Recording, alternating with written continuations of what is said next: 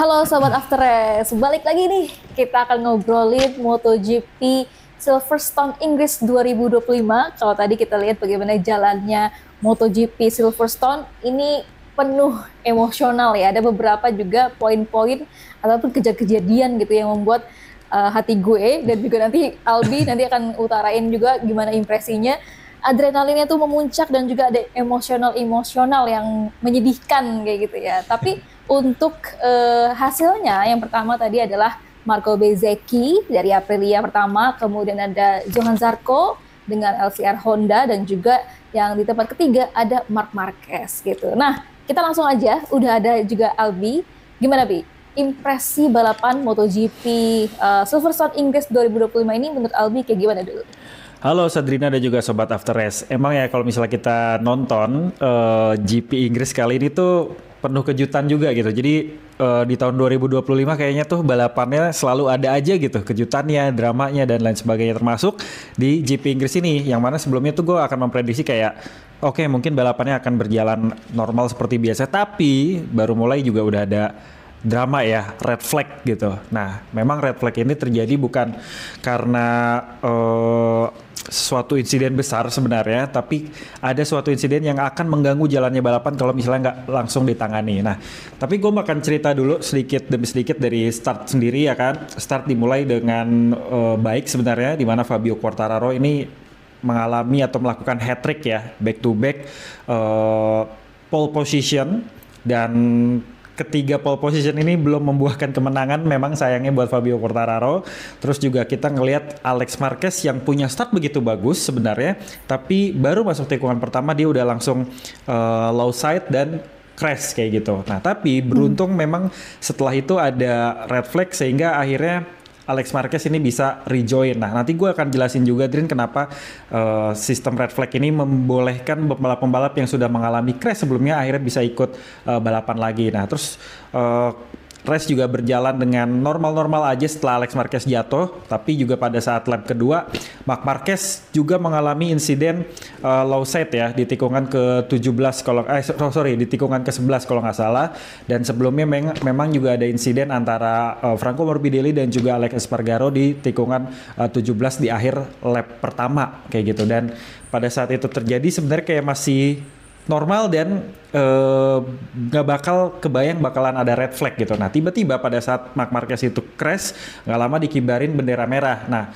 mungkin beberapa orang yang belum paham dan belum mengerti bakalan mikir kayak giliran Marc Marquez jatuh, Alex Marquez sudah jatuh jadi bikin red flag gitu. Mungkin akan ada yang berpikir seperti itu dan seolah Dorna Sport itu membela atau tidak membiarkan balapan berjalan tanpa adanya Marquez bersaudara. Itu nggak benar. Jadi kenapa red flag itu terjadi itu karena adanya ceceran oli yang terjadi pasca insiden antara Franco Morbidelli dan juga Alex Espargaro di tikungan ke-17, yang mana itu dilaporkan tentunya sama Marshall ke petugas yang ada, terus juga dilaporkan ke race direction dan melihat wah ini ceceran olinya terlalu beresiko dan bisa mengganggu jalannya balapan selama beberapa lap ke depan gitu. Nah, akhirnya diputuskanlah dikibarkannya red flag oleh race direction, di mana red flag ini terjadi pada saat lap kedua ya. Nah, pada saat lap kedua ini terjadi red flag dikibarkan, seluruh pembalap tentunya masuk ke dalam pit lane masing-masing gitu. Nah, walaupun pada saat itu posisinya Fabio Quartararo juga udah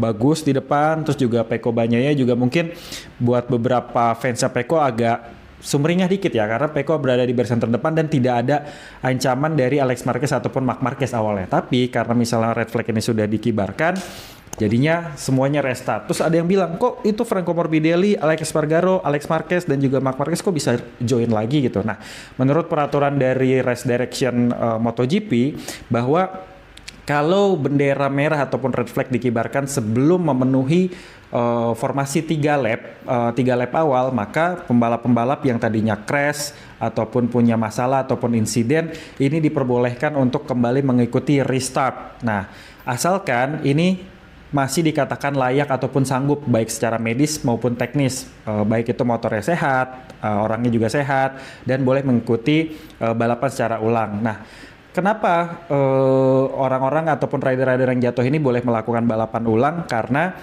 3 lap pertama itu dianggap masih kayak formation lap lah istilahnya, masih menunggu racikan apakah race ini sudah berjalan dengan baik atau belum. Maka race direction pun dalam undang-undang regulasi menentukan bahwa sebelum 3 lap pertama dan terjadi red flag, maka diperbolehkan seluruh pembalap ini untuk kembali melakukan start secara bersama-sama dengan kategori itu tadi, secara medis dan juga secara teknis itu lengkap. Jadi tidak ada unsur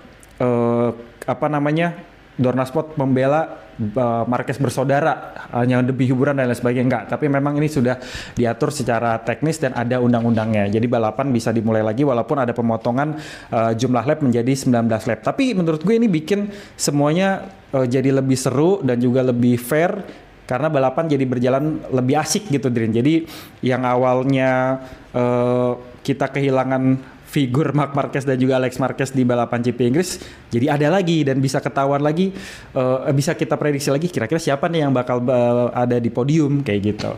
Nah terus sering berjalannya waktu, balapan berjalan menurut gue dengan asik juga ya, banyak aksi susul menyusul di lini tengah. Ada Johan Zarco yang juga punya lompatan posisi itu juga bagus, tahu-tahu ada di depan nyusul Jack Miller, terus juga nyusul beberapa pembalap lain sampai akhirnya bertengger di posisi kedua. Terus juga kita bisa ngelihat Marco Bezzecchi yang akhirnya bisa podium sekaligus membuktikan kepada Aprilia bahwa dia masih kompetitif dan motornya juga layak. Ditambah juga kalau misalnya bisa dibilang dari track record tahun 2022, 2023 pembalap Aprilia berturut-turut baik Maverick Viñales tahun 2022 tuh finish di posisi kedua, terus tahun 2023 itu Alex Espargaro finish posisi pertama. Jadi memang karakter dari RSGP ini cukup cocok sama sirkuit Silverstone Inggris, walaupun di 2024 nggak ada perwakilan dari Aprilia yang mengisi podium di GP Silverstone gitu, didominasi sama Ducati dan juga KTM kalau nggak salah.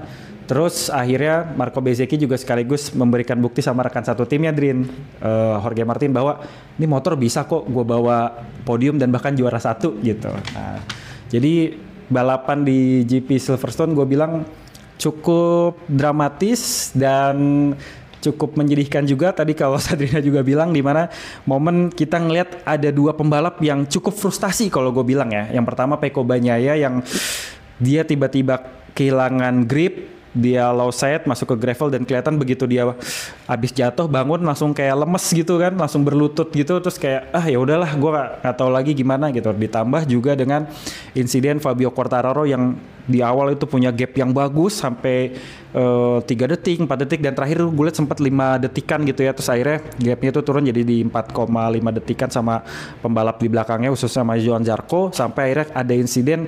Gua kira awalnya masalah rem ini terjadi sama Fabio Quartararo, tapi ternyata masalah daripada elektronik rear head systemnya dia nggak bisa balik ke posisi normal dan itu mengganggu dalam bermanuver dan lain sebagainya. Dan kelihatan banget Fabio tuh kayak nangis, sedih sampai sujud-sujud karena dia udah jalanin 12 lap dari total 19 lap tersisa pasca restart, seolah-olah itu jadi hal yang sia-sia buat dia. Tapi ya mau gimana lagi, namanya juga balapan, selalu ada mujur, selalu ada ruginya. Dan ya GP Inggris menurut gue cukup seru buat ditonton dan sayang buat dilewatkan. Kira-kira gitu sih dari gue. Kalau dari lu gimana, Drin?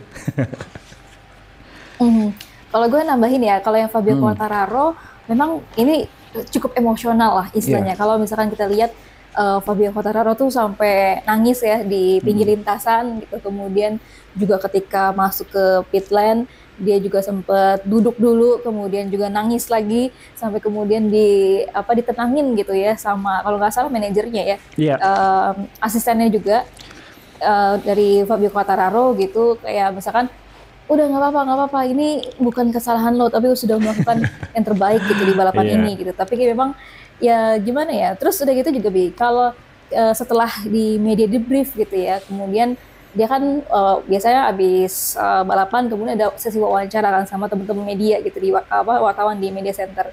Nah kemudian dia tuh nangis lagi di depan teman-teman wartawan. Jadi kemudian dia nangis, dia utarain perasaannya, tapi gue belum apa namanya dapat ya apa yang diomongin sama Statementnya Quartararo, ya. pastinya dia sedih banget dan dia kecewa banget ya pastinya. Terus juga tadi benar kata Albi itu masalah rear head device-nya yang nempel gitu ya, kelihatan banget kalau kita lihat videonya gitu. Betul. Dan itu yang ngebuat si apa namanya Fabio Quartararo tuh sempet stoppy gitu ya, dia kayak apa namanya berusaha membalikan tapi itu kayaknya posisi dia mau itunya, tapi nggak balik. Membalikan rear head device-nya itu supaya normal lagi, tapi ternyata nggak bisa gitu. Tapi pas lagi di media debrief itu sampai akhirnya gue lihat fotonya ya, itu Fabio Quartararo bisa senyum lagi gitu. Mungkin dia udah ikhlas, sudah lega gitu ya, udah bisa mencurahkan apa perasaannya gitu ya ke teman-teman media gitu. Nah, kalau tadi soal red flag ya, kan memang apa awalnya memang kita berpersepsi gitu, Marc Marquez crash gitu, Alex Marquez crash, akhirnya red flag gitu ya. Ini banyak juga teman-teman yang komentar ya di kolom komentar gitu di YouTube Sabrina Evangelia di YouTube gue. Jadi banyak yang bilang, wah ini konspirasi nih, ini Dorna nih mengemaskan Marc Marquez bersaudara nih gitu, gara-gara Alex Marquez crash gitu, jadinya di restart nih supaya mereka bisa balapan lagi gitu. Nah tadi kan juga udah dijelasin nih teman-teman sama Albi gitu kan, memang udah ada peraturannya karena belum lengkap 3 laps gitu ya, itu tadi kan masih 2 laps ya, jadi itu di restart lagi gitu, diulang lagi balapannya dan juga mereka ke posisi sesuai dengan starting grid awal gitu ya.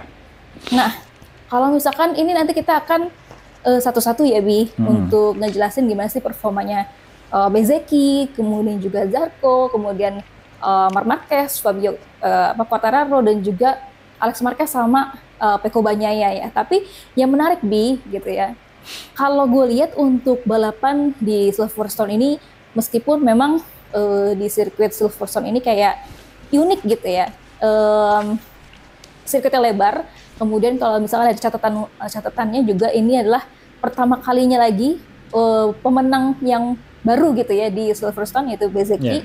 Karena ini hampir berbeda-beda ya setiap tahunnya ya Bi, kalau nggak salah nanti Albi juga bisa tambahin. Nah terus udah gitu kalau misalkan kita lihat memang khususnya pemilihan ban sih kalau kata gue intinya di sirkuit kali ini, karena kalau misalkan kita lihat yang menang ya, maksudnya yang bisa performa baik gitu ya, tadi yang di awal 1, 2, 3, 4 itu ada ada Bezzecchi, ada Quartararo, Bezzecchi, Jack Miller dan juga Johan Zarco itu pakai soft semua. Nah kemudian juga ada Ducati gitu yang pakai medium nih, tapi memang ada satu-satunya pembalap Ducati yang pakai soft, yaitu Franco Morbidelli gitu. Nah, kalau Albi melihatnya, apakah memang ini kendala dari teman-teman Ducati gitu, teman-teman pembalap Ducati gitu yang memang pakai medium ini menghambat gitu. Jadi terkendala semua dan akhirnya yang pakai soft ini benar-benar pemilihannya ban tepat gitu di sirkuit Silverstone ini. Gimana Bi? Oke, kalau menurut gue pemilihan ban daripada Ducati yang mayoritas menggunakan medium kecuali Franco Morbidelli sebenarnya bukan salah strategi ya, tapi lebih kepada mendengarkan analisa ataupun pernyataan yang disampaikan sama Piero Taramaso, manajer daripada Michelin sendiri, yang bilang bahwa ini tuh sebenarnya ban softnya tuh tipe baru, Drin. Jadi memang baru dikembangkan dan disesuaikan sama kebutuhan para rider yang pernah bilang kalau ban softnya itu perlu improvement kayak gitu. Nah akhirnya dibuatlah sama si Michelin sendiri bahwa ban ini sudah sesuai dengan masukan-masukan dari sejumlah rider yang membutuhkan ban soft yang lebih punya grip bagus tapi juga sedikit lebih tahan lama gitu. Cuman memang si Piero Taramaso ini bilang bahwa ban ini yang dipakai di GP Inggris ini belum pernah dipakai secara penuh dalam suatu balapan, sehingga manajemen ban oleh masing-masing rider itu sangat perlu buat dilakukan kayak gitu. Nah total tuh kalau nggak salah dari total penggunaan ban mayoritas tuh sebenarnya nggak cuma Ducati yang pakai medium ya. tapi banyak juga pabrikan-pabrikan lain yang juga pakai medium-medium. Kalau nggak salah juga salah satunya tuh Luca Marini juga pakai medium-medium kalau nggak salah dari Honda. Cuma kalau gue juga tadi ngitung tuh ada sekitar 8 atau 9 rider yang pakai perpaduan antara soft dengan medium. Jadi soft ban depan, medium ban belakang kayak gitu. Karena mungkin sudah mendengarkan statement ataupun pernyataan rekomendasi daripada Michelin sendiri tentang hal tersebut. Nah, lalu orang-orang yang menggunakan ban soft ini mungkin sudah mengamati daripada 2 hari akhir pekan pertama, mulai dari Jumat sama Sabtu mereka kan ada practice dan juga free practice. Jadi tentu di situ mereka mencoba merasakan kira-kira gue lebih cocok pakai ban yang mana nih kayak gitu. Terus juga dari cuaca, suhu dan lain sebagainya mungkin mereka sudah mempertimbangkan itu semua, sehingga beberapa rider tetap menggunakan komposisi soft medium. Dan beruntungnya rider-rider yang menggunakan komposisi soft medium itu pada hari Minggu pada balapan utama ini lebih kuat ya. Contoh Marco Bezzecchi pakai komponen soft medium, dia bisa podium posisi 1 dan dia bisa mengelola bannya dengan baik walaupun dia juga cukup nge-push motornya dengan baik gitu. Walaupun gue juga menganalisa bahwa improvement yang ada pada Aprilia RSGP-nya Marco Bezzecchi itu terjadi karena ada beberapa hal yang dilakukan sama Aprilia sendiri ya, seperti misalnya penambahan aeroseat itu yang dinamain sama mereka tuh Dumbo ears karena bentuknya mirip belalai gajah gitu, walaupun kalau menurut gue nggak kayak belalai gajah, justru lebih mirip sama wingletnya pesawat di bagian belakang yang bikin si traksi antara ban ke aspal tuh lebih maksimal, jadi nggak ada kompon yang terbuang secara sia-sia gitulah istilahnya. Dan juga Johann Zarco juga kalau nggak salah pakai soft medium kan ya Drin ya. Nah dia bisa mempertahankan posisi mempertahankan posisi di P2 sampai finish dan tidak terkejar sama rider di belakangnya, mulai itu dari Franco Morbidelli, terus juga Marc Marquez dan bahkan Alex Marquez. Jadi banyak keuntungan yang memang dimiliki sama pembalap-pembalap yang memutuskan untuk menggunakan soft medium sendiri. Sedangkan pembalap-pembalap dengan menggunakan medium-medium, kalau dari penjelasan yang misalnya gue baca dari pernyataannya Marc Marquez itu pada saat sprint race kemarin itu juga cukup mengalami kesulitan pada bagian front end-nya juga kan, seperti keluhan yang disampaikan oleh Pecco Bagnaia gitu. Maka akhirnya dia memutuskan dan memikirkan kayak gue pakai medium lebih oke deh dengan gaya balap gue yang dimiliki gitu.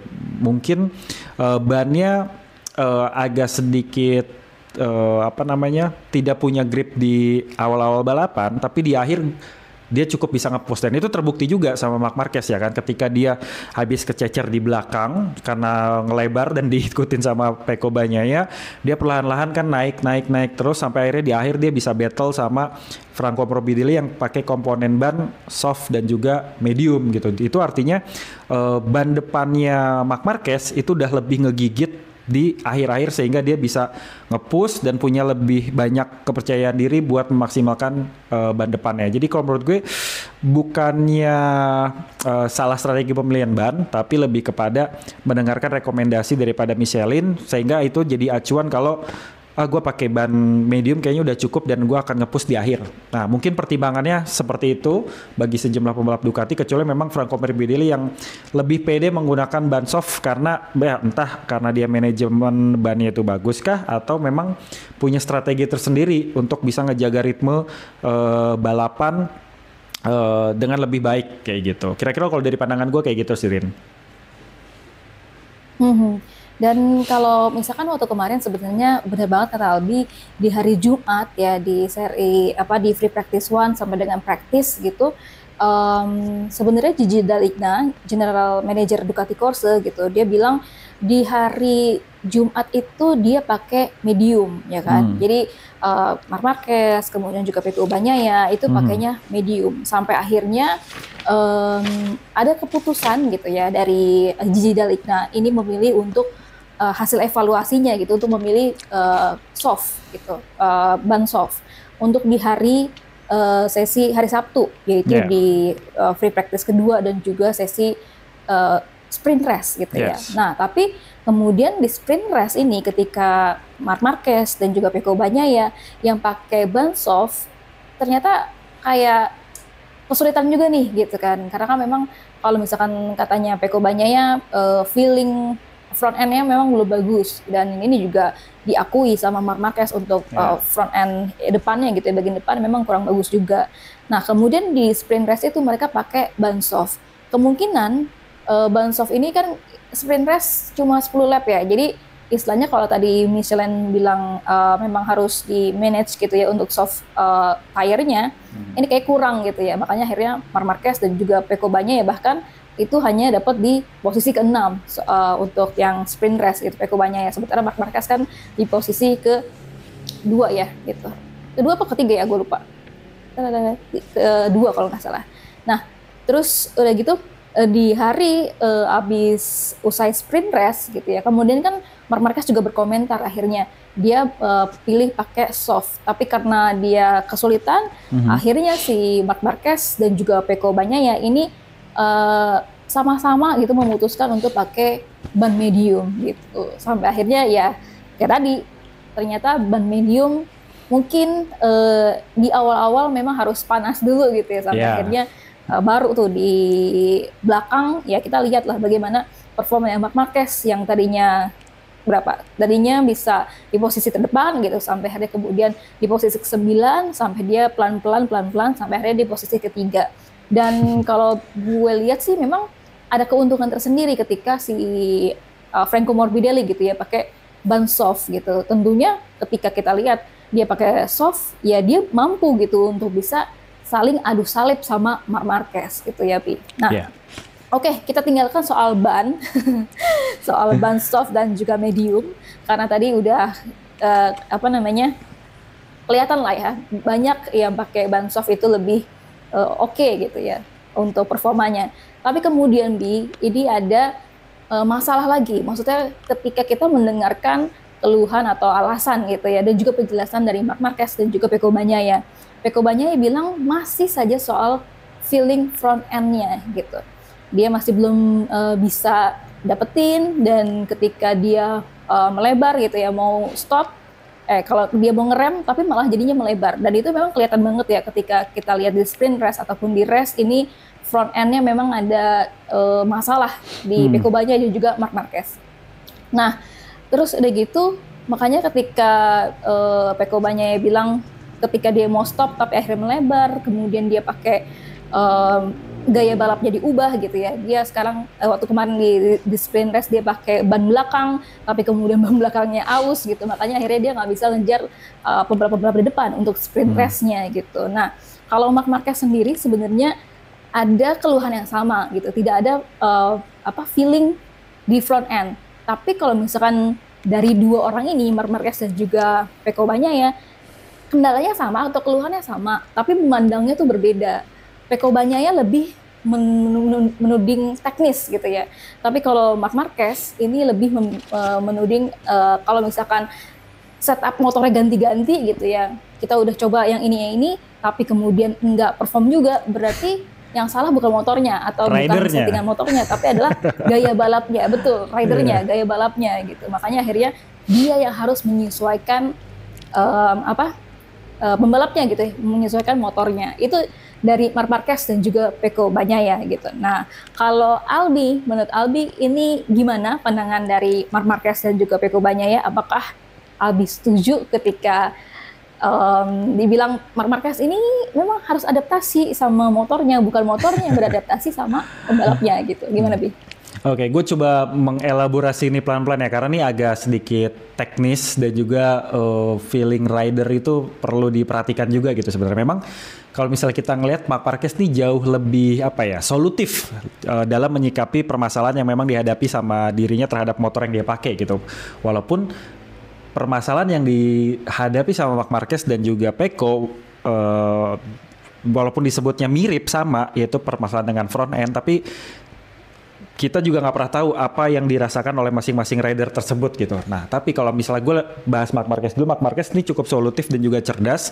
Ketika dia mengalami masalah dengan bagian front end, dia langsung mencoba menganalisa kira-kira apa nih yang harus dilakukan gitu. Apakah lebih kepada pemilihan bannya kah, atau settingannya kah, atau suspensi depannya harus gue atur kah, atau seperti apa gitu. Dan akhirnya ketemu gitu kan sama Marc Marquez untuk mengubah cara dia mulai dari riding style-nya dan juga setup yang dilakukan untuk bisa mengatasi hal tersebut. Dan gue bisa bilang itu solve ya, karena baik di sprint race dia bisa finish oke, terus juga di main race dia juga abis kececer dia bisa lompat lebih jauh dan akhirnya bisa podium ketiga, dan bahkan terakhir sempat battle sama adiknya sendiri dan juga Franco Morbidelli.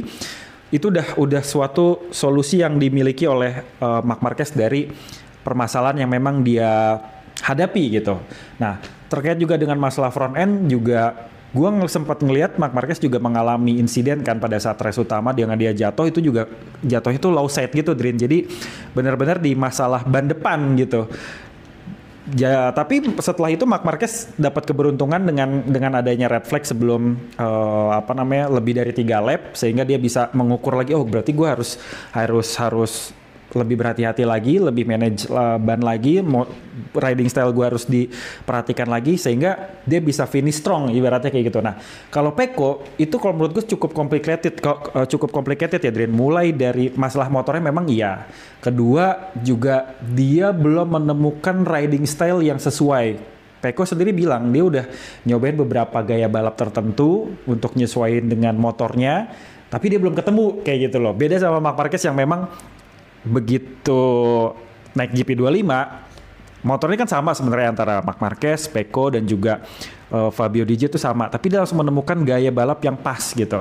Nah ditambah juga menurut gue nih Pecco masih mengalami yang namanya krisis kepercayaan diri Drin. Ini masalah mental sebenarnya ya. Gue nggak tahu apa yang jadi beban pikirannya Pecco, apakah dia takut secara hati karena tahun lalu dia kan nggak jadi juara dunia, terus juga kedatangan Marc Marquez seorang juara dunia berkali-kali gitu, itu juga bisa jadi beban mental buat dia. Ditambah juga mungkin dia ada tekanan mungkin dari gurunya Valentino Rossi kalau dia harus bisa mengalahkan atau setidaknya mengimbangi Marc Marquez, kalau enggak lo bakalan tersingkir dari Ducati. Mungkin ada hal-hal seperti itu yang dia pikirkan, walaupun mungkin tidak secara langsung, melainkan hanya sekedar pikirnya dia aja, tapi itu cukup mempengaruhi sih. Nah, bahkan di GP Inggris ini sendiri, gue dapat informasi bahwa Pecco Bagnaia itu menggunakan 2 motor dengan setup berbeda. Jadi yang pertama adalah setup yang dipakai untuk motor tahun ini, dan kedua setup yang disesuaikan dengan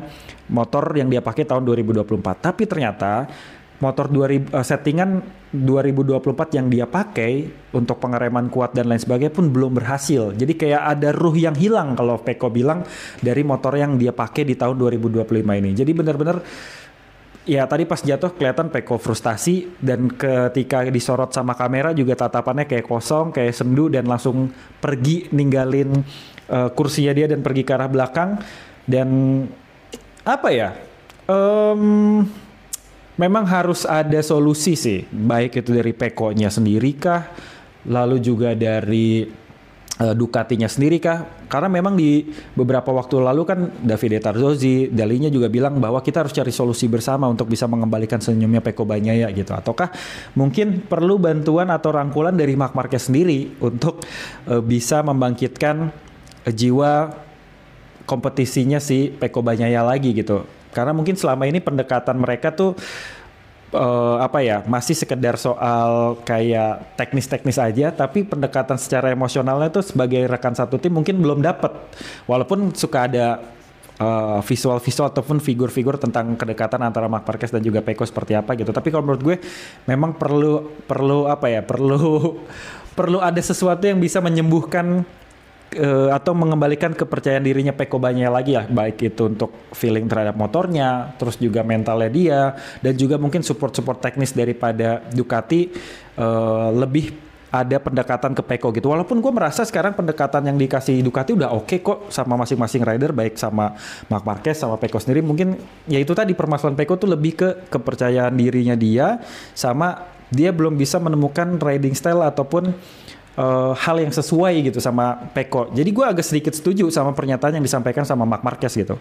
Kayak misalnya Marc Marquez yang bilang kayak kalau misalnya setup ya udah dilakukan tapi belum ketemu juga, berarti masalahnya ada di gaya balap ataupun rider itu sendiri gitu ya, dan kutip masalah mental. Nah mungkin pernyataan yang dikasih sama Marc Marquez itu perlu juga dipikirin sama Peko Bagnaia supaya dia bisa keluar dari perasaan-perasaan ataupun pikiran-pikiran yang mengganggu ya Drin ya. Walaupun memang balik lagi kita nggak pernah tahu apa yang dirasakan secara langsung oleh para pembalap tersebut. Apakah itu memang murni masalah psikologis kah atau memang masalah teknis kah? Tapi memang ini perlu dirembukin dan nggak bisa diselesaikan sama Peko Bagnaia sendiri gitu. Jadi perlu ada rangkulan baik dari rekan satu timnya ataupun dari teman-teman sesama pembalap Ducati lainnya. Dan juga tentu dari Ducati dan juga para prinsipal-prinsipal lainnya mulai dari Dalinya dan juga dari Tardosi. Karena ini juga Drin, Fabio Di Gia bilang beberapa waktu lalu, motor yang kita pakai antara punyanya Marc Marquez, punya gue, punyanya Peko, itu semuanya sama. Paling yang berbeda adalah setup. Itu kan tergantung dari gaya balap. Misalnya posisi tuas remnya Marc Marquez itu lebih pendek karena Marc Marquez lebih mudah untuk menjangkau dengan dua jari dan juga punya pengereman yang begitu kuat gitu. Terus juga suspensi depannya punya setup yang berbeda antara gue dan juga Peko Bagnaia. Itu disesuaikan sama kebutuhan rider masing-masing tanpa mengubah dasar daripada motor itu seperti apa gitu. Nah, kalau misalnya ada masalah, tanyainlah sama Gigi Dalinya. Kalau nggak percaya, motor kita tuh semuanya sama, dan bahkan motor yang gua pakai, yang Marquez pakai, yang Peko sendiri pakai itu adalah motor yang sudah dikembangkan sama Peko Bagnaia sendiri sejak beberapa tahun kemarin. Itu artinya memang juga Fabio Di Gia mengakui bahwa ini adalah motor yang dikembangkan sama Peko dan juga tentu dengan insinyur dan juga dibantu sama test rider Ducati. Ya harusnya bisa ditemukan solusinya juga oleh Peko Bagnaia sendiri. Jadi kurang lebih kayak gitu sih, bener-bener ini tuh kompleks buat Peko sendiri, dan gue cenderung ini lebih kepada psikologisnya Peko sih. Jadi ya cari solusi lah bersama-sama untuk membangkitkan kepercayaan diri Peko lagi lah. Seperti apa kayak gitu. Iya bener banget Bi. Sebenarnya juga waktu kemarin dari Marc Marquez kemudian juga Peko Bagnaia ini bener bilang kalau misalkan GP25 dan yang dipakai sama Alex Marquez gitu ya di GP24 itu similar gitu ya, sama. Tapi memang ada beberapa perbedaan tentunya ya. Kalau misalkan di GP25 dari Marc Marquez, Peko Bagnaia, kemudian juga Fabio Di Gia gitu. Nah, bahkan kemarin Peko Bagnaia bilang gini ketika dia melihat performanya Alex Marquez di sprint race dengan pakai GP24 gitu ya, bisa mengalahkan kakaknya Marc Marquez yang pakai GP25. Itu kayak Peko Bagnaia bilang melihat Alex Marquez seperti melihat dirinya di tahun 2024 gitu. Jadi kalau misalkan Alex Marquez pakai GP24 kemudian gaya balapnya itu juga hampir sama kayak Peko Bagnaia. Jadi menurut Peko Bagnaia GP24 lah sebenarnya yang dipakai Alex Marquez itu yang nyaman untuk Peko Bagnaia gitu ya. Tapi kan memang kalau misalkan dari regulasi dia nggak bisa balik lagi ya ke GP24 ya Bi ya. Nanti Albi bisa cross check koreksi ya kalau gue salah gitu. Dia tidak bisa balik lagi ke GP24 gitu Peko Bagnaia-nya. Tapi kemudian kalau misalkan kita lihat tadi memang ada perbedaan gitu ya antara GP24 dan GP25.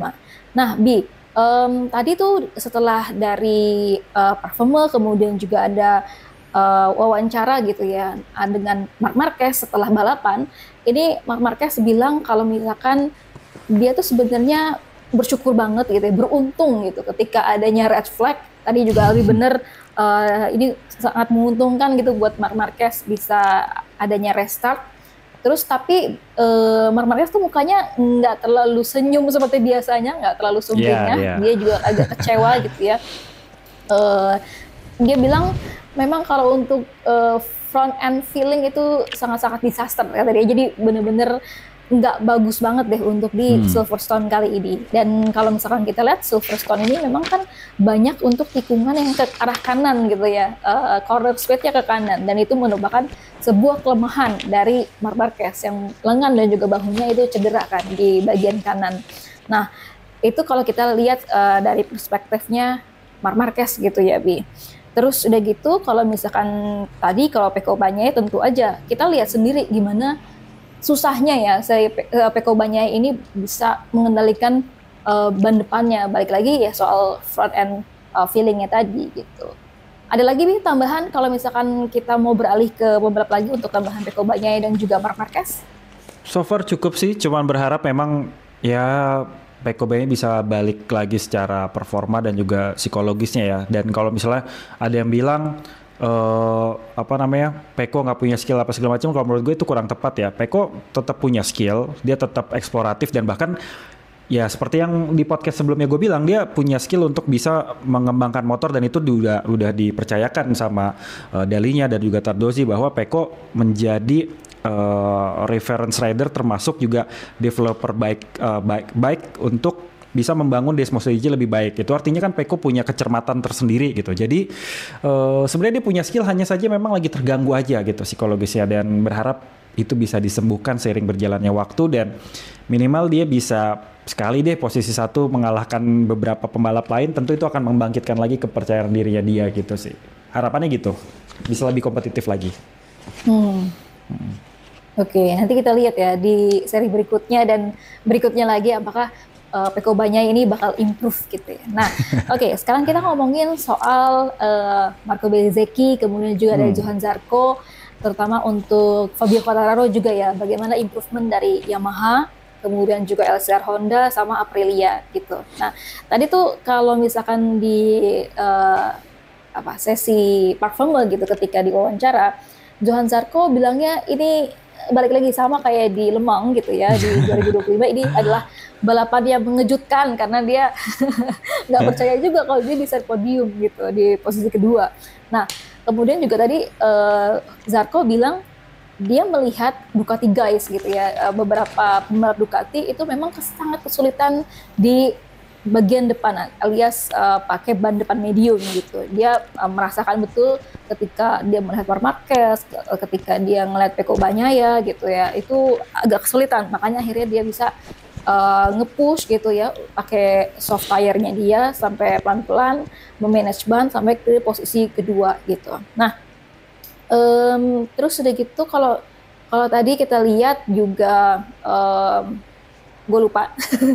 Jadi tadi kalau gue inget gue akan sampaikan lagi nih, tapi untuk yang Bezzecchi gitu ya, Bezzecchi gue rasa ini dia performa yang luar biasa ya, karena dari posisi ke-10 sampai ke posisi pertama gitu, terlepas dari Fabio Quartararo yang mempunyai masalah teknis. Dan juga untuk Fabio Quartararo, gue sih kalau misalkan nggak ada kendala teknis itu bakal jadi podium pertamanya dia gitu ya, maksudnya podium juara pertamanya Fabio Quartararo gitu. Nah, kalau Albi melihatnya seperti apa untuk 3 pembalap ini dan juga untuk 3 pabrikan ini ya, kayak LCR Honda, kemudian juga Aprilia dan juga Yamaha. Gimana, Bi? Oke, dengan kemenangannya Marco Bezzecchi di atas RSGP 2025 di Silverstone ini, tentu secara personalnya Marco Bezzecchi ini bisa menambah kepercayaan diri dia gitu, karena dia terakhir menang itu atau terakhir podium itu tahun 2002 terakhir menang tuh di tahun 2023 tuh masih pakai Ducati dan waktu itu tuh udah berubah jadi Pertamina Enduro atau masih VR atau masih Muni gitu ya, gue lupa. Tapi udah lebih dari 600 hari, kalau nggak salah 604 hari setelah kemenangan terakhirnya Marco Bezzecchi ya, kalau nggak salah. Iya benar, kemenangan terakhir Marco Bezzecchi apa kemenangan terakhir Aprilia gitu, gue lupa. Kalau nggak salah sih kemenangan terakhirnya Marco Bezzecchi sejak 2023, dan kelihatan dia juga tadi cukup sumringah dan juga bakalan nambah kepercayaan diri dia gitu. Nah, tapi di balik itu semua memang secara teknis RSGP 2025 ini cukup sesuai lah sama lintasan di Silverstone sendiri yang cukup flowing, terus juga banyak sikennya, ditambah juga ada penambahan teknis daripada RSGP ini, kayak misalnya aerodinamika dan lain sebagainya yang mempengaruhi rider itu punya kemampuan buat mengendalikan motor jauh lebih baik gitu. Nah, kalau misalnya kita lihat di tahun 2022, sebelumnya kan kayak si Maverick Viñales juga posisi 2 di Silverstone, terus 2023 Alex Espargaro posisi pertama. Walaupun di 2024 ini absen podium, tapi di 2025 akhirnya Aprilia masuk lagi dan posisi pertama. Terus juga secara teknis tadi gue sempat mention kan ketambahan daripada seat wing yang posisinya itu ada winglet di bawah pahanya Marco Bezzecchi yang tentu itu bakal menambah downforce daripada motor sendiri khususnya di bagian belakang Green. Nah, Aprilia sendiri kan udah beberapa kali dikeluhkan sama Marco Bezzecchi dan juga Ai Ogura bahwa ada motornya itu suka geser-geser ketika masuk ke tikungan. Nah, dengan adanya penambahan aerodinamika di bagian di bawah tempat duduknya rider ini, tentu ini bikin kelebihan tersendiri. Pertama, pada saat dia berakselerasi, ini akan meningkatkan downforce dengan cukup maksimal. Jadi, daya tekan ke bawah dari si motor, baik di bagian tengah dan juga belakang, ini jauh lebih firm. Dan itu bikin traksi ban terhadap aspal juga lebih maksimal. Nggak ada efek untuk chattering, terus juga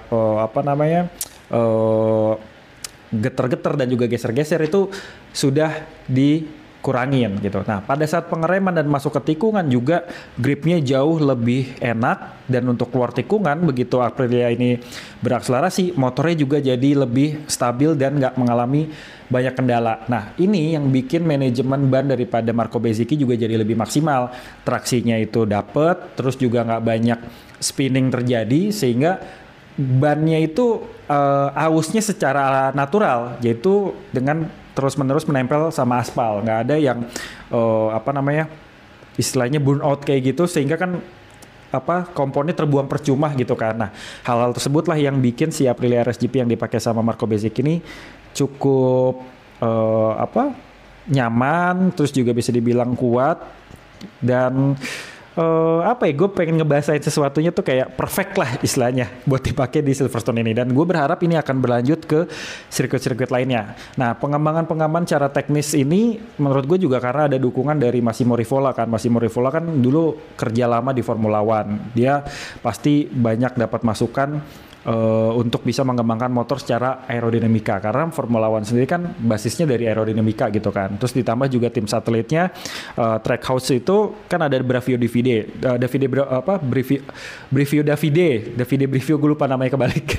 Nah, dia juga pernah kerja di Formula One, yang tentu sebagai tim satelit dia pasti banyak ngobrol deh sama tim pabrikan untuk bisa bertukar pikiran, kira-kira apa nih yang harus dikembangin. Mungkin mesin sudah maksimal dimiliki sama RSGP, tapi masalah daripada hal-hal yang dialami kayak misalnya traksi ban belakang kurang, terus juga gripnya nggak selalu dapet, ya diatasi dengan cara penambahan aerodinamika tersebut gitu. Kalau menurut gue ini cukup membantu Aprilia buat berada di posisi terdepan. Nah, ditambah kan kemarin kita tahu bersama Drin, ada isu soal Jorge Martin yang katanya ini mau mengaktifkan klausul kalau misalnya RSGP ini tidak punya potensi menang di 6 balapan pertama, maka Jorge Martin mau mengakhiri kontrak lebih awal yang tadinya dari tahun 2025 sampai 2026, ini sampai di tahun 2025 aja, atau mungkin bahkan bisa lebih cepat kayak gitu. Tapi kan itu udah dibantahkan sendiri sama Aprilia. Cuma nih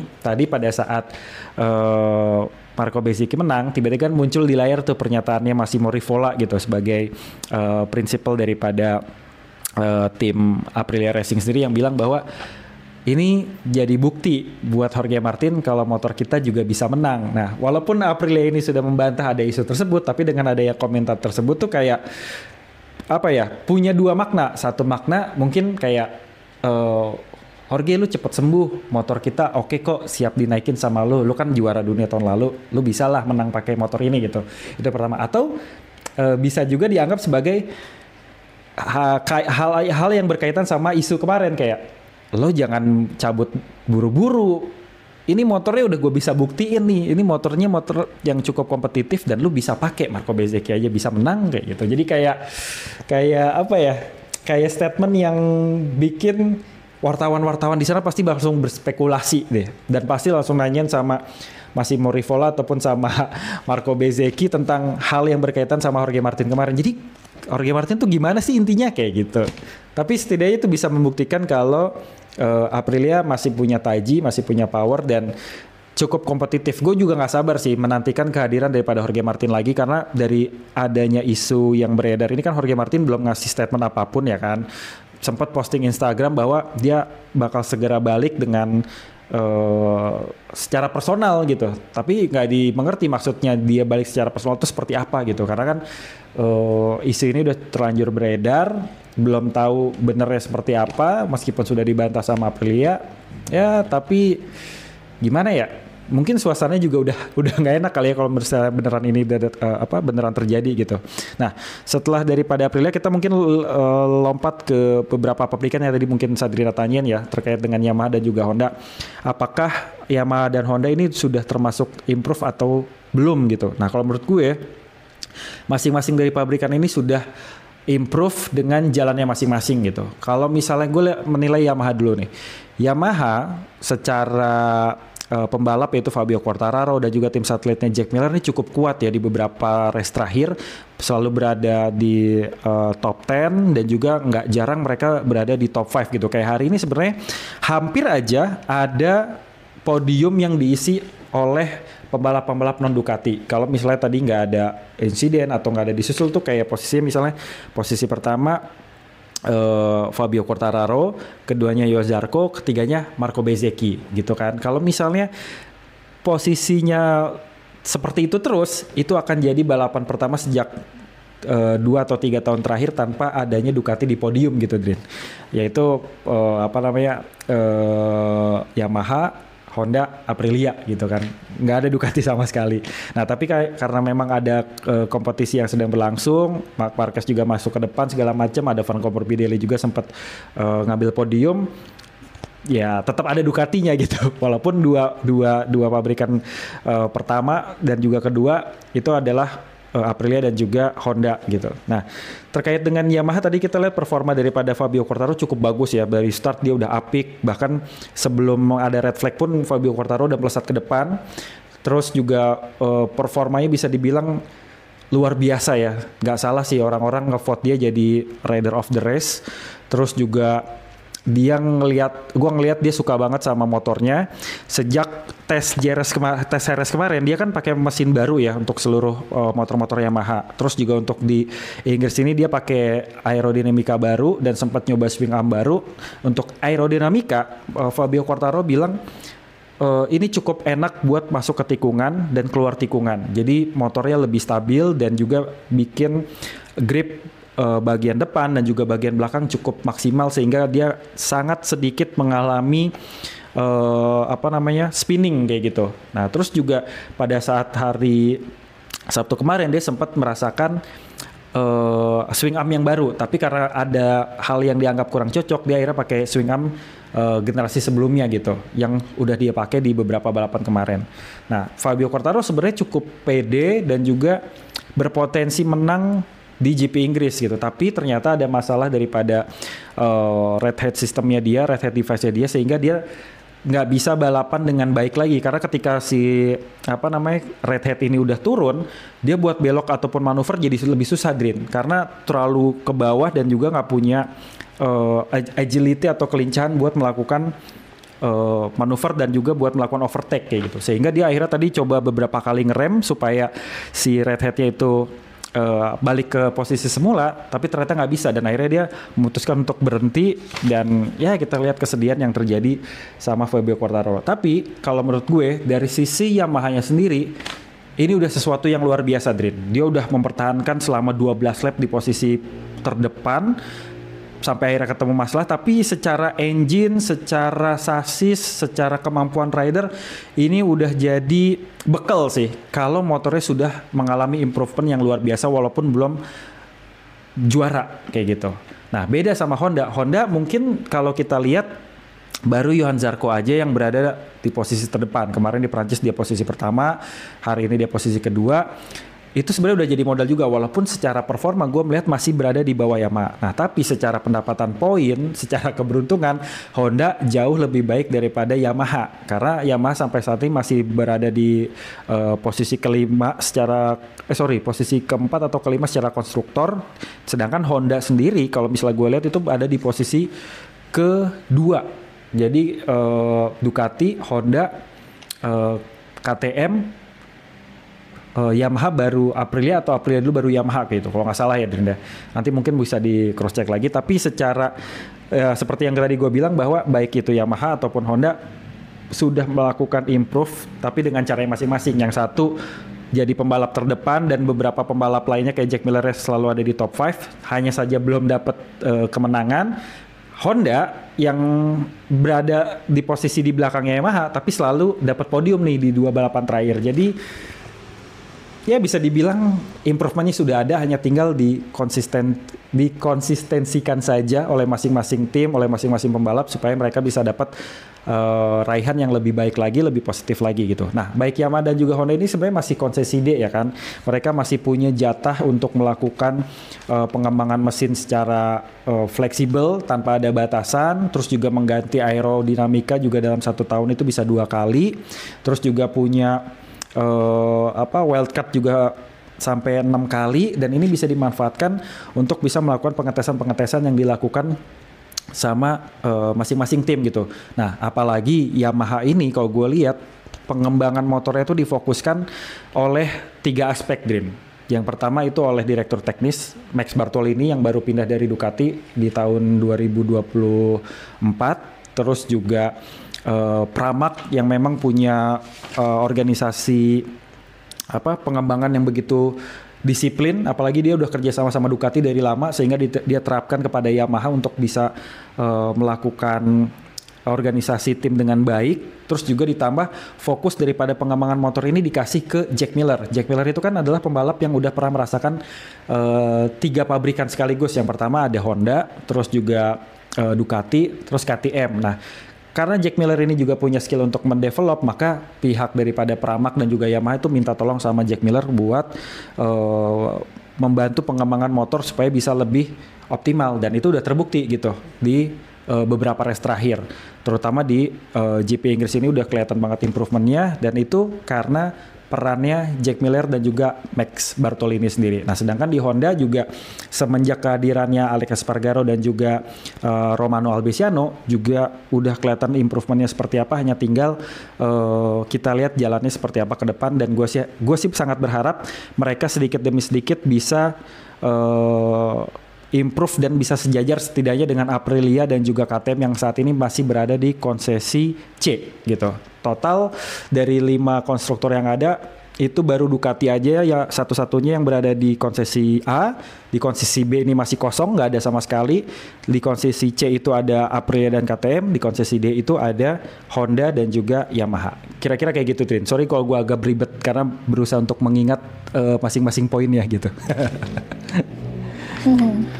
Nggak apa-apa, tapi dengan adanya improvement gitu ya dari Honda dan juga Yamaha, ini bakal jadi balapan yang bervariasi dan juga lebih seru gitu ya. Jadi nggak Ducati terus gitu. Nah, yang menarik tadi adalah ketika Massimo Rivola ya, bos Aprilia gitu, memberikan pesan kepada Jorge Martin ya. Tadi kan kalau Albi mempersepsikan itu ada dua persepsi lah istilahnya. Yes, yang pertama, ayo Jorge Martin cepet pulih supaya bisa pakai lagi nih motor Aprilia dan juga bisa menang gitu kan. Terus yang kedua adalah soal kayak lebih menyindir kali ya gitu. Martin, lo minta untuk lebih awal putus kontrak dengan kita, tapi lihat nih motor gue gitu kan, motor Aprilia nih di Bezzecchi aja bisa posisi pertama gitu ya di sini gitu di Silverstone. Nah, itu mungkin kalau gue lebih mempersepsikan pernyataan dari Rivola itu lebih ke nyindir sih ya. Bukannya positif tapi agak negatif gitu. Lebih ke arah sindiran berarti ya, bahwa betul.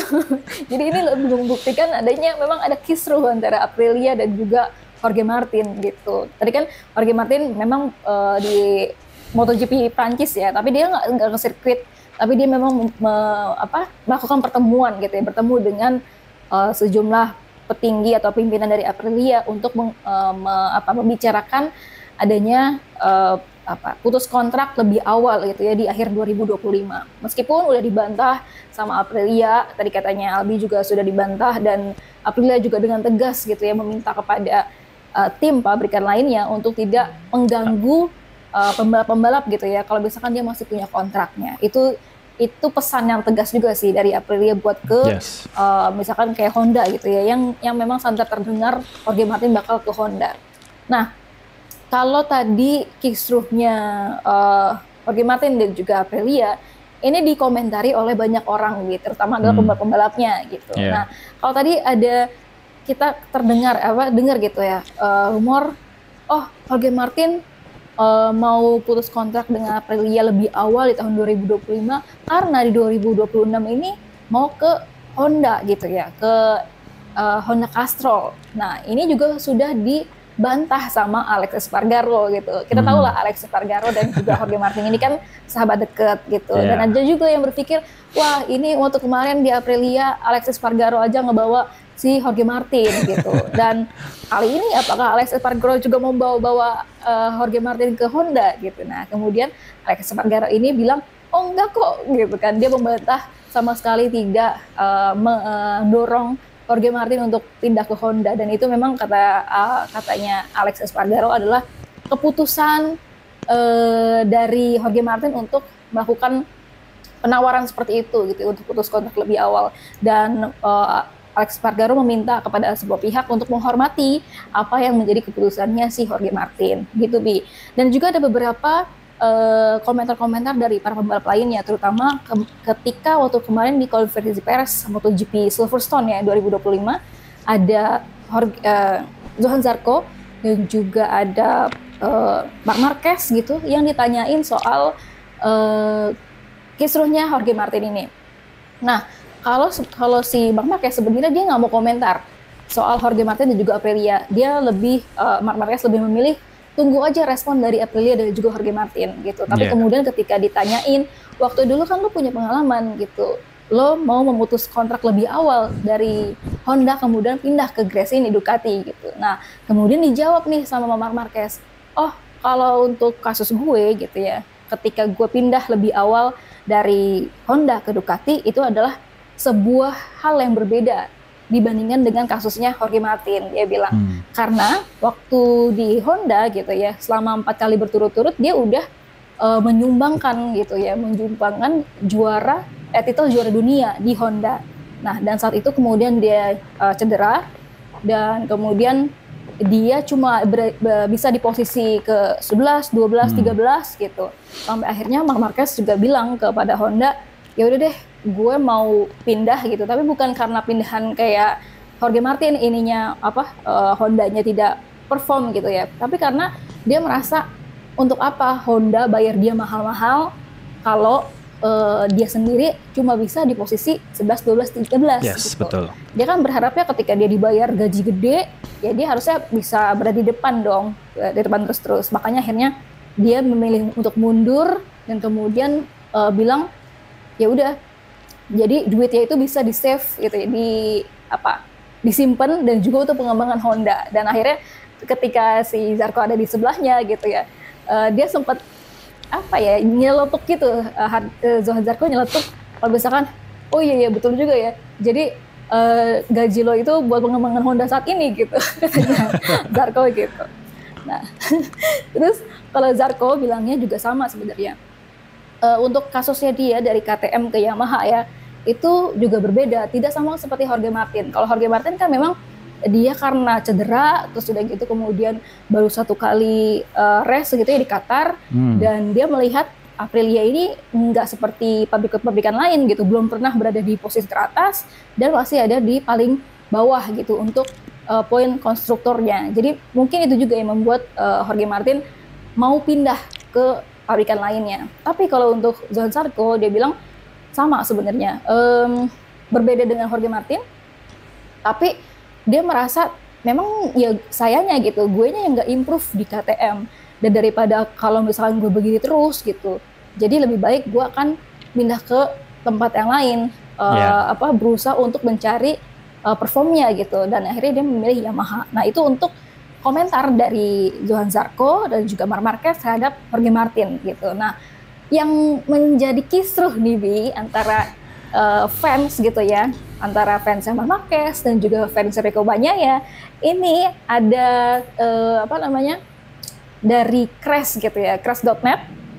Jadi ketika Pecco Bagnaia gitu ya ditanya soal kasusnya Jorge Martin ini, secara tegas memang Pecco Bagnaia bilang ketika lo sudah punya kontrak, lo ya harus menghargai itu gitu, dan tidak Ya. boleh untuk bisa tiba-tiba di tengah jalan lo putusin kontrak dan juga pindah ke pabrikan lainnya gitu. Secara tegas Peko Banyaya ngomong seperti itu. Dan kemudian di crash.net gitu ya, ada tulisan ketika dia ditanyain soal Marc Marquez. Marc Marquez kan waktu dulu sebagai rekan satu tim lu, waktu dulu pernah pindah nih dari Honda ke Ducati gitu ya, dengan kontrak yang lebih cepat gitu, putus kontraknya lebih cepat. Nah, pendapat lu gimana gitu? Dan kalau dari Crash.net itu bilang Peko Banyaya menyalahkan Marc Marquez. Seharusnya nggak seperti itu gitu. Ketika lo udah punya kontrak ya seharusnya lo nggak pindah gitu. Dan istilahnya kayak Peko Banyaya ini menyalahkan Marc Marquez gitu. Tapi sebenarnya kalau dari kita lihat dari artikel media lain gitu ya, dari GP1 itu sama sekali tidak membahas soal Marc Marquez ketika Peko Banyaya mengungkapkan hal itu. Nah, kalau Albi ini memandangnya seperti apa, Bi? Maksudnya ketika ada Peko Banyaya yang ditanya seperti itu, apakah benar dia menunjukkan ke Marc Marquez juga? Gimana, Bi?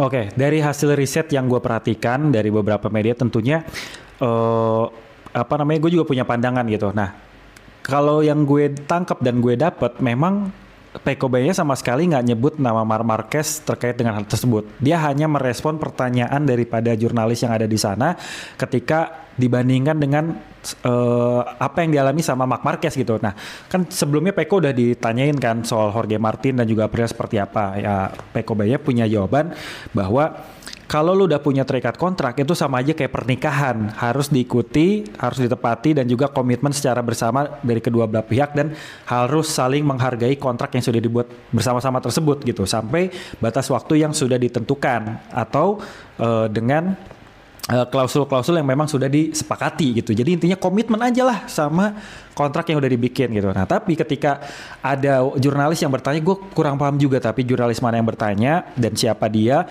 ditanya, nah lalu dengan kasusnya Marc Marquez seperti apa? Ya otomatis Peko menjawab gitu. Walaupun dia tidak mention kalau Marc Marquez sih dulu gini-gini, dia nggak jawab gitu kalau dari yang gue dapat ya, Din. Tapi lebih kepada dia ingin mempertegas pernyataan yang udah dia lontarkan sebelumnya gitu. Jadi ketika dia ditanya sama jurnalis tersebut, walaupun jurnalis tersebut membawa nama Marc Marquez, tapi Marc Marquez kan gini-gini, ya dia mempertegas lagi omongannya dia kayak, ya udah pokoknya intinya ketika lu punya kontrak, ya lu komitmen sama kontrak tersebut dan itu harus diikuti oleh kedua belah pihak baik rider maupun timnya. Jadi nggak ada pernyataan yang disampaikan oleh Peko Banyaya itu menyinggung ataupun istilahnya menyindir daripada Marc Marquez sendiri. Dia hanya menjawab pertanyaan yang memang kebetulan mention nama Marc Marquez, tapi jawaban Peko adalah untuk mempertegas pernyataan dia yang sudah disampaikan ke jurnalis dari pertanyaan sebelumnya gitu, Dream. Paham kan maksudnya kan?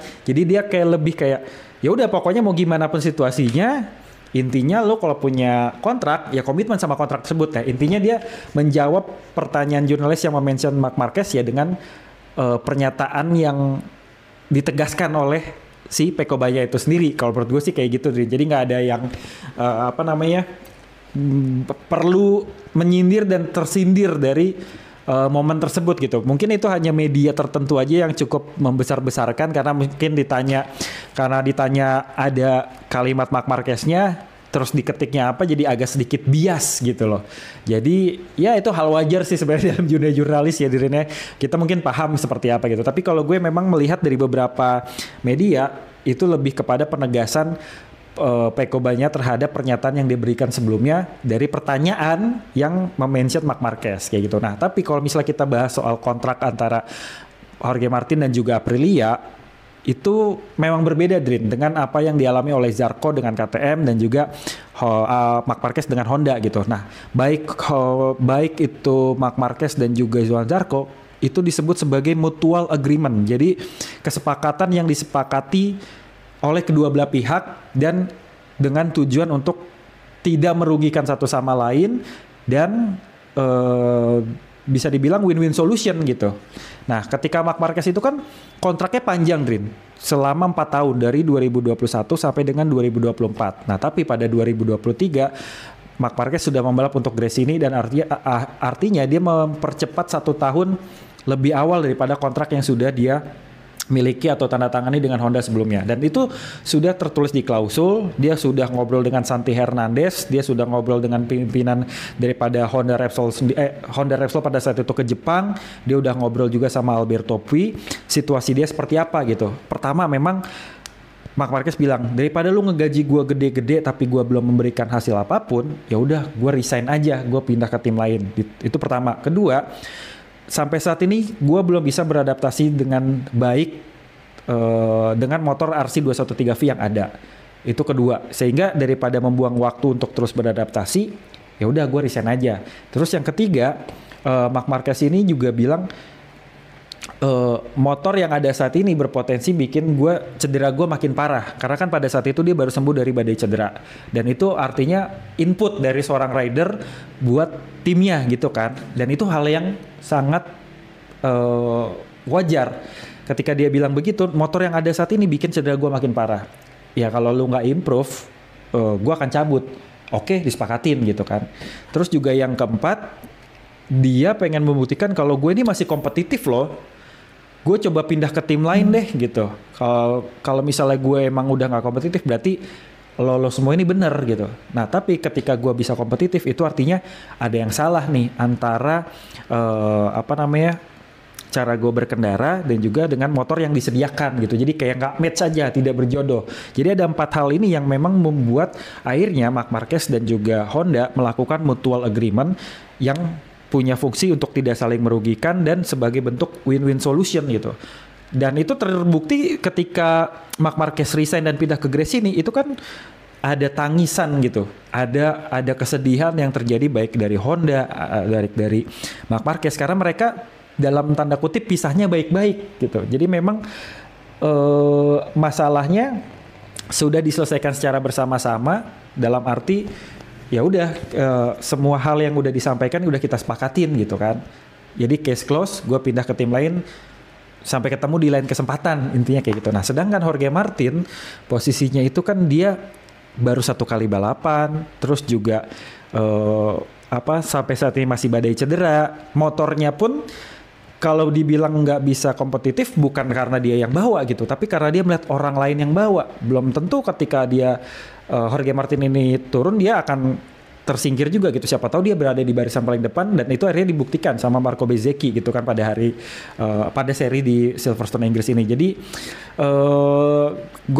gue merasa Jorge Martin harusnya lebih bijak lagi dalam menyikapi ini, dan apa yang disampaikan sama Pecco Bagnaia juga nggak salah gitu, karena dia intinya bilang kalau lu udah punya kontrak ya komitmen dengan kontrak tersebut. Nah Marc Marquez juga sudah komitmen dengan kontrak tersebut dengan Honda gitu kan, sama-sama ini kan punya mutual agreement, kalau misalnya A maka gue harus B gitu. Itu kan sudah sesuai dengan kontrak, intinya kan kayak gitu. Nah tapi kalau kita balik lagi ke Jorge Martin tuh kayaknya punya masalah sama kontrak ya. Dari pada saat dia di Pramac, dia seolah-olah mengemis kontrak dengan Ducati pabrikan gitu, walaupun dia ketidakketurutan dan akhirnya tanda tangan kontrak sama Aprilia secara tiba-tiba. Terus sekarang udah di Aprilia, dia punya masalah kontrak dengan hal yang munculnya dari dia lagi gitu, bukan dari timnya, munculnya dari dia lagi. Dia merasa ini motor nggak kompetitif, timnya juga nggak oke lah, nggak baik sih kayak gitu. Itu udah bikin gak enak kerja. Dan selama Jorge Martin itu mengalami cedera kan semuanya juga dibiayain gitu sama Aprilia secara maksimal, secara penuh, dan bahkan Aprilia tidak menuntut apa-apa selain yang penting lo sembuh, lo bisa balik balapan, dan kita akan lakukan yang terbaik buat tim ini dan juga buat setiap rider yang ada. Jadi ya gue berharap Jorge Martin bisa lebih bijak lagi kalau misalnya isu ini benar ada, dan semoga iklim kerja antara Jorge Martin dengan tim teknisnya, dengan tim daripada Aprilia juga bisa membaik dan berlanjut sampai ke akhir 2026. Kira-kira gitu sih kalau dari gue.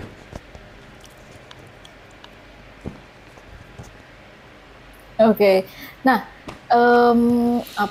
memang nggak enak ya ketika rasanya bos sendiri tuh udah ngomongin di depan umum gitu, memberi pesan secara tegas gitu ya kepada Jorge Martin. Mungkin ya nanti kita lihatlah iklim dari ya di Aprilia mungkin juga nggak akan senyaman waktu dulu sih gue rasa. Nah, oke, kita itu sudah kita ke Aprilia, dan tadi membahas sedikit soal Marc Marquez. Kalau Marc Marquez itu memang benar, dia bilang sampai sejauh ini, sampai saat ini pun hubungan Marc Marquez dengan Honda itu baik-baik aja gitu dan masih berjalan dengan baik hubungannya gitu. Oke Bi, ini kalau tadi kita lihat secara hasil balapan MotoGP Silverstone 2025 gitu ya, untuk klasemen di titel juara dunianya masih dipimpin oleh Marc Marquez ya dengan poin 196. Kemudian juga ada Alex Marquez di posisi kedua dengan poin 172 alias selisihnya 24 poin dari Marc Marquez. Kemudian juga ada di posisi ketiga Pecco Bagnaia dengan poin 124, selisihnya 72 poin dari Marc Marquez gitu. Nah, kita udah panjang nih ngomongin soal MotoGP, tapi rasanya nggak afdol juga ya. Kemarin juga ada Sobat After Race nih yang minta, ayo dong dibahas nih pembalap Indonesia gitu, jangan pembalap luar negeri mulu gitu. Nah, kita akan ngebahas soal Mario Aji. Nah, tapi ini kabarnya kurang baik juga. Mario Aji di Moto2 ternyata ini cedera ya, Bi. Nah, kalau misalkan gue jujur nggak terlalu ngikutin Moto2 ya tadi, jadi gue mau tanya ke Albi, sebenarnya apa yang terjadi sama Mario Aji sampai akhirnya dia bisa harus operasi gitu dan juga harus recovery selama 4 bulan gitu di Moto2. Dan juga bagaimana sih performanya Mario Aji di Moto2 sampai siapa aja nih yang bakal jadi kandidat penggantinya Mario Aji ketika Mario Aji harus recovery gitu ya sampai September 2025 nanti. Gimana, Bi? Oke, nah soal Mario Aji ini sebenarnya dia lagi cedera nih, Drin. Cedera bahu, yang mana nih cedera bahu yang terakhir itu terjadi pada saat hari Jumat kemarin di sesi free practice di GP Inggris ya. Nah, tapi ini bisa dibilang cedera kesekian kali yang dialami sama Mario Aji di tahun 2025 ini. Kalau nggak salah udah keempat atau kelima gitu. Karena di beberapa race lalu kan gue juga sempat ngeliat bahwa Mario Aji itu unfit dan tidak bisa mengikuti sesi balapan di seri-seri yang udah kelewat kemarin gitu. Nah, Mario Aji ini jadi salah satu andalan kita ya, pembalap Indonesia yang memang sangat kita nantikan performa dia seperti apa, karena dia udah mulai bisa adaptasi sebenarnya dengan motornya dia di Moto2 ini gitu. Dia udah bisa adaptasi walaupun dia kalau nggak salah baru 1 kali deh berhasil finish di zona poin ya. Kalau nggak salah di P15 atau P14 gitu, gue lupa, dan lupa di seri apa juga. Tapi dia udah mulai adaptasi dengan baik, dan bahkan dia pada saat hujan pun masih bisa disebut sebagai Rainmaster di kelas Moto2. Nah, Mario Aji memang sampai sekarang masih lebih sering finish di luar zona poin ya, di luar 15 besar. Seringnya itu di posisi ya kalau nggak 17, 18, 20, 21, 22 kayak gitu. Tapi sebagai pembalap nasional Indonesia, kita tetap harus dukung Mario Aji ini gitu, karena dia juga cukup punya talenta. Dia udah lama berkiprah ke Grand Prix, sebelumnya juga dia di Moto3 gitu kan.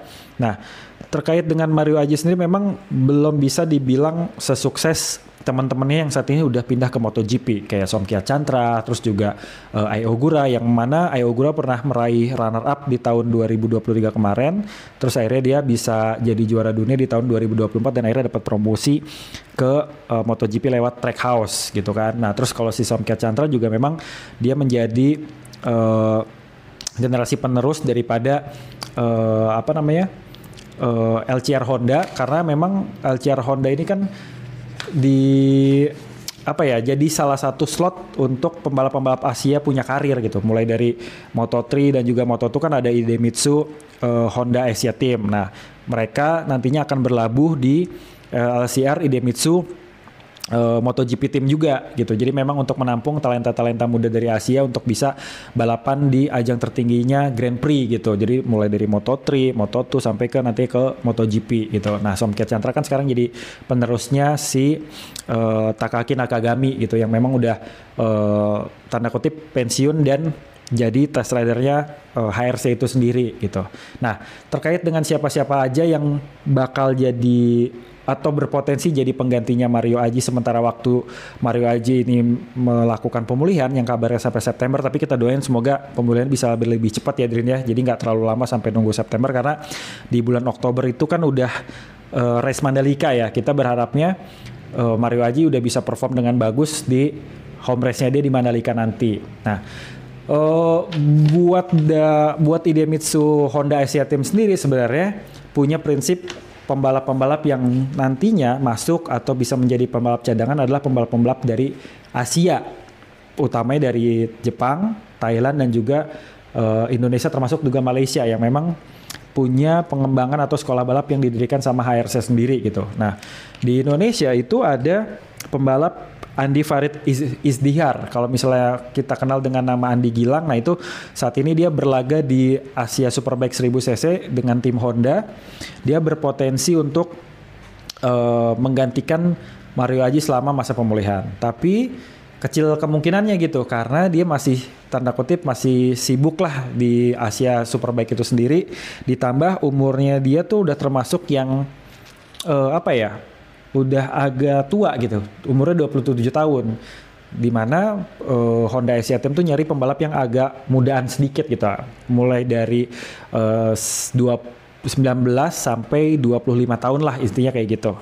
Nah, tapi ada beberapa calon-calon pengganti dari beberapa negara nih, mulai dari Jepang, Thailand dan juga Malaysia. Kayak misalnya ada Nakarin, namanya agak susah nih, Nakarin Airat Pufapat gitu. Dia dari Asia Superbike juga dan pernah balap di Moto3. Nah, si Andi Gilang sebenarnya pernah balap di Moto2 tahun 2020 dulu. Cuman satu musim dan dari 16 seri yang ada dia belum pernah dapat poin sekalipun gitu. Jadi mungkin itu jadi consider tim buat cari pengganti yang akhirnya dikasih ke Somket Chantra dan juga Ai Ogura. Terus juga ada Zakwan Zaidi. Ini juga agak tua sebenarnya, 29 tahun. Dia masih berlaga di Asia Superbike 1000 cc di Honda juga bareng sama Andi Gilang. Terus ini nih ada pembalap dari Malaysia yang berpotensi besar karena umurnya masih 23 tahun dan dia juga balap di Supersport Asia Supersport sekarang, namanya Syarifuddin Azman. Dia di World Supersport, bukan Supersport Asia tapi World Supersport ya. World Supersport itu kelas satu tingkat di bawahnya Superbike, mungkin sejajar sama Moto2. Motornya tuh lebih kurang dari 600 cc sampai dengan 900 cc. Nah, dia balap di tim Mi Racing Honda Team. Nah, dia punya keterikatan sama Honda, umurnya masih muda, terus juga balap di Supersport yang bisa dibilang sejajar lah sama Moto2. Jadi dia punya peluang yang lebih besar buat menggantikan Mario Aji sementara waktu ini. Asalkan jadwalnya nggak bentrok sama balapan dia di World Supersport sendiri yang jadwalnya juga cukup padat gitu. Jadi itu tadi nama-nama yang berpotensi buat gantiin Mario Aji. Cuman gue berharap Mario Aji bisa sembuh lebih cepat dan bisa perform sebelum seri Mandalika di bulan Oktober nanti, sehingga bisa ngasih hiburan dan syukur-syukur bisa podium ya di Mandalika nanti. Kira-kira gitu, Drin. Oke, nanti kita doain aja untuk Mario Aji supaya recovery-nya cepat, tapi jangan kayak Jorge Martin ya, maksudnya ketika sudah recovery gitu, tapi dia mau buru-buru dulu gitu untuk bisa balapan, tapi akhirnya jadinya malah tambah lama gitu recovery-nya. Nah, oke, tadi kita udah ngebahas Mario Aji, kemudian juga kita udah ngebahas MotoGP Silverstone, dan akhirnya kita berada di terakhir nih, Bi. Di sesi terakhir yaitu next round di MotoGP Aragon 2025 yaitu di tanggal 6 sampai 8 Juni 2025. Kalau Aragon ya udah lah ya, kita sudah tahu. Oh iya, pas Idul Adha ya. Iya.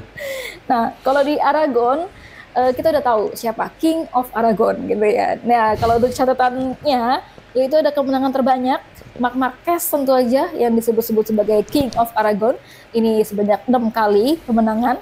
Terus kemudian ada Casey Stoner 2 kali. Kemudian juga ada Jorge Lorenzo 2 kali. Dan kemudian catatan untuk siapa-siapa aja yang jadi juara di tahun 2024 yaitu ada Marc Marquez, Jorge Martin, dan juga Pedro Acosta.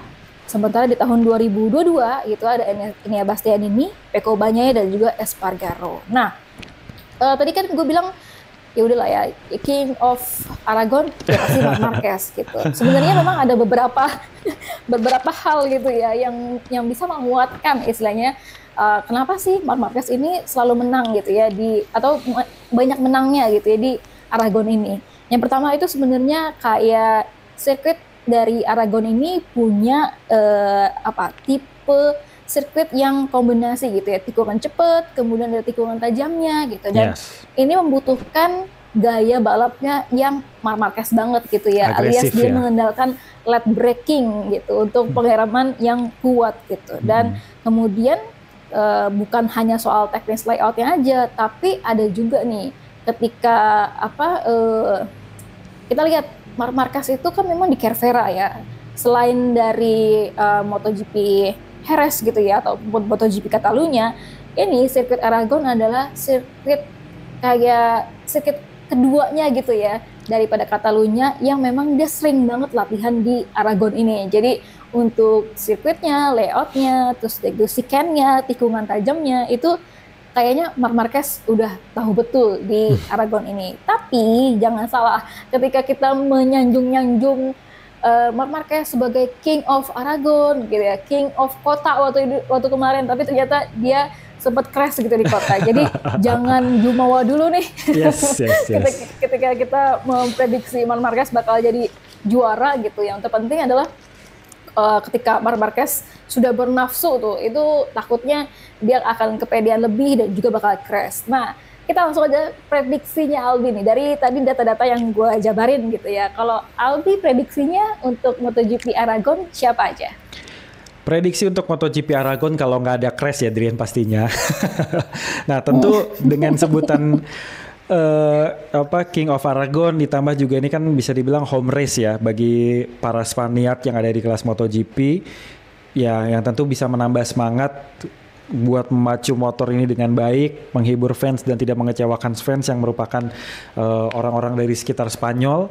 Tentu gue menjagokan Marc Marquez untuk di Aragon ini, dan gue juga kangen buat melihat Marc Marquez ini menang lagi di Aragon.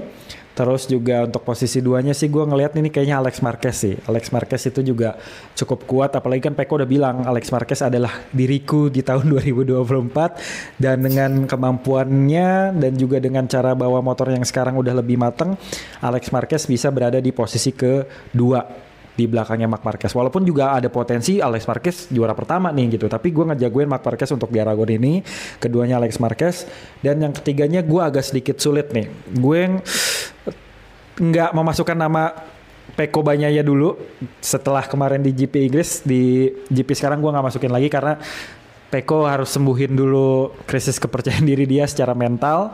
Jadi untuk posisi ketiganya gue masih penasaran dengan Fabio Quartararo. Ya, gue berharap Fabio Quartararo bisa podium, finish strong di sana tanpa ada kendala apapun. Jadi bisa dibilang ini bisa, kalau misalnya Fabio podium bisa dibilang ini hadiah nggak cuma buat Yamaha tapi juga buat orang-orang yang menikmati dan merindukan Fabio Quartararo buat berada di posisi terdepan. Jadi gue sekali lagi prediksi gue adalah Marc Marquez, Alex Marquez dan Fabio Quartararo. Kalau lu sendiri siapa, Drin? Kalau gue sama sih, jadi palingan pasti ya Marc Marquez dan juga Alex Marquez. Bener banget kata Albi, Alex Marquez ini bisa jadi berada di posisi pertama gitu ya. Kalau melihat dari performanya Alex Marquez sejauh ini gitu, dia aja bisa ngebalap atau ngalahin kakaknya gitu di sprint race MotoGP Inggris. Ya bisa jadi juga nanti di Aragon bisa ngebalap Marc Marquez gitu di posisi pertama. Apalagi ya dua kakak beradik ini juga sama-sama gitu untuk latihan bareng di Aragon gitu. Nanti ya kita lihat aja siapa yang bakal perform, kemudian settingan motornya seperti apa. Tapi untuk prediksinya gue tetap ya, pertama Marc Marquez, kedua Alex Marquez, ketiganya hampir sama dengan Albi, antara Pecco Bagnaia dan juga Fabio Quartararo. Tapi kalau Albi tidak Pecco Bagnaia, yaudah gue mau masukin Pecco Bagnaia deh. Karena gue berharapnya Pecco Bagnaia masih bisa improve dan sesuai dengan catatannya di tahun ya, meskipun tahun 2022 ya agak lama gitu ketika dia pakai GP22 dan mungkin stylenya dia juga settingan motornya bagus saat itu. Oke lah, gue masukkan Pecco Bagnaia ke posisi ketiga. Jadi Marc Marquez, Alex Marquez dan juga Pecco Bagnaia gitu. Nice. Sebelum kita tutup, Albi, ada lagi yang mau disampaikan? Sudah cukup, berharap di next round tetap bisa memacu adrenalin setiap para penonton yang menyaksikan balapan-balapan pengen terus ada kejutan, dan buat pembalap-pembalap yang hari ini merasa kecewa, semoga bisa punya improvement yang baik dan mempertontonkan versi terbaik dari diri mereka setelah mengalami keterpurukan. Itu aja sih, Drin. Amin. Jadi ini pesannya ya ditujukan khusus nih kepada Pecco Bagnaia dan juga Fabio Quartararo yang mengalami hal menyedihkan di MotoGP Silverstone 2025. Oke, terima kasih banyak Albi untuk bincang-bincang kali ini gitu ya. Nanti Terima kita kasih akan juga, Sadrina. balik lagi di podcast After Race di GP Aragon gitu di tanggal 6 sampai dengan 8 Juni 2025. Sebelum ditutup, jangan lupa untuk subscribe dulu channel gue Sadrina Evangelia dan juga like, comment, dan juga share untuk diskusi kita soal per MotoGP-an gitu ya teman-teman. Terima kasih banyak atas perhatiannya, juga terima kasih Albi. Bye-bye. Terima kasih Sadrina dan juga Sobat After Race. See you. Sampai ketemu di Aragon.